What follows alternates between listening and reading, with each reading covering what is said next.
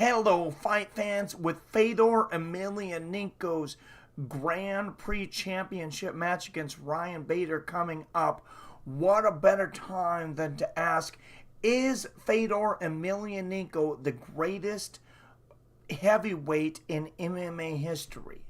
I don't think too many people would argue that he is the greatest heavyweight to never go in the UFC. To never fight in the UFC. Let's look back at his record. Some of these guys he's beaten, though. He was undefeated for most of his career until he got older there in 2010 against Fabricio Verdum. This technical loss was a doctor stoppage, a weird thing back in 2017 seconds in. That was never considered a legitimate loss. Should have been a no contest. But there are some names on this resume. Renato Sobral, back in the day. I mean, he was in his absolute prime, for people that don't know him. Sammy Schilt, incredible striker, incredible kickboxing, MMA genius. Destroyed Heath Herring back in his prime. TKO Pride 23.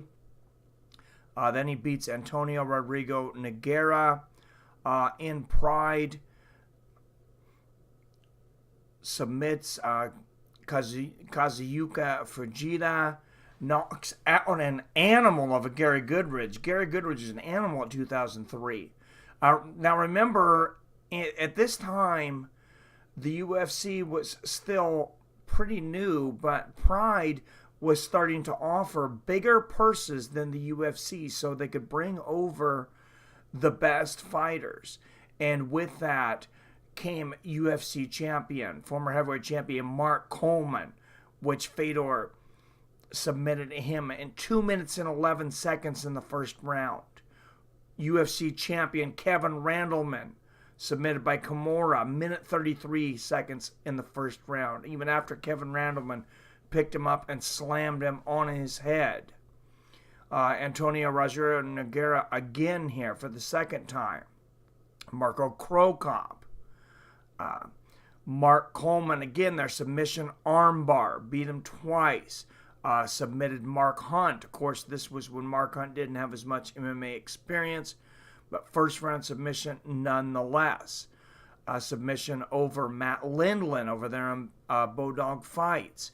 Then he went to Affliction, where back-to-back he beats two of the last UFC heavyweight champions. They both came over because Affliction was throwing money at everybody. And that's what happened here.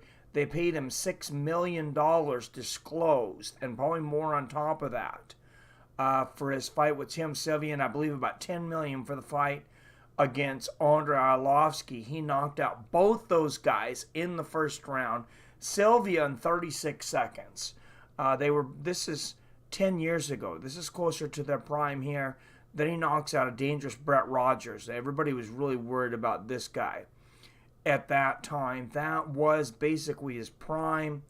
Then, as he got older, he got submitted by Fabricio Verdum. And then had a 3-fight losing streak. Unfortunately, it came back, though.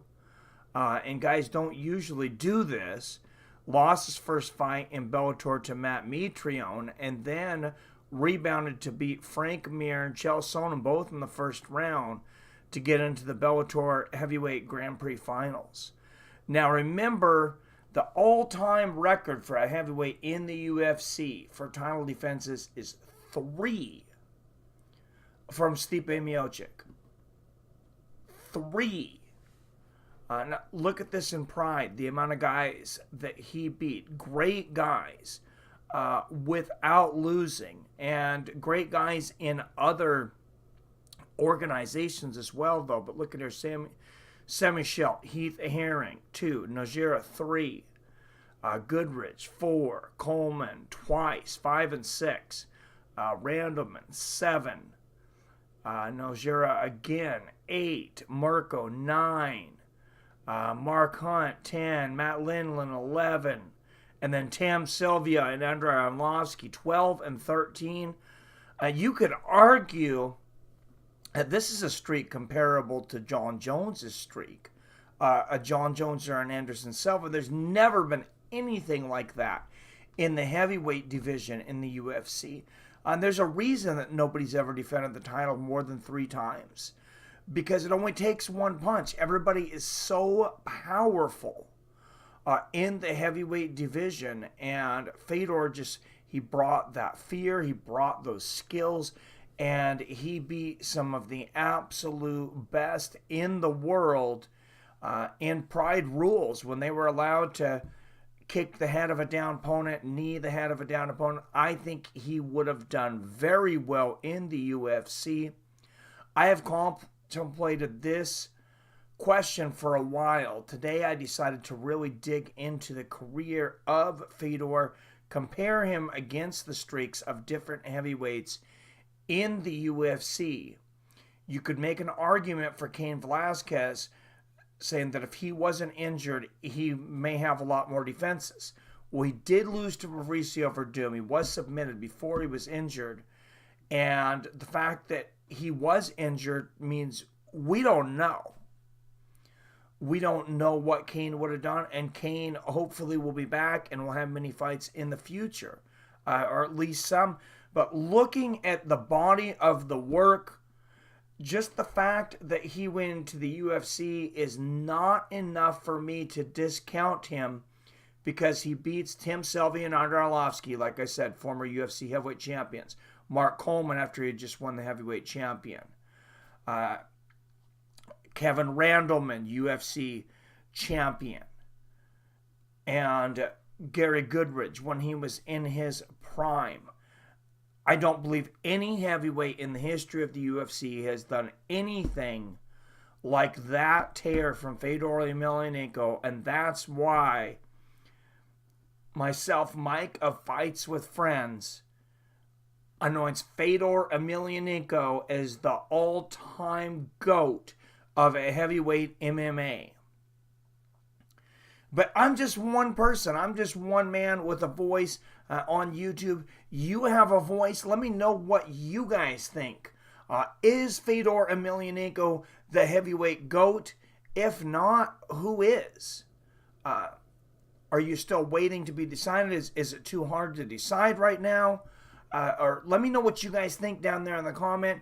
Please hit that like button if you like what I do here. If you're new here, I'd like to invite you to the Fights with Friends family.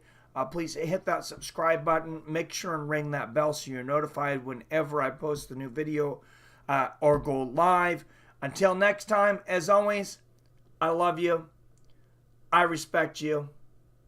And I'll see your fine asses later.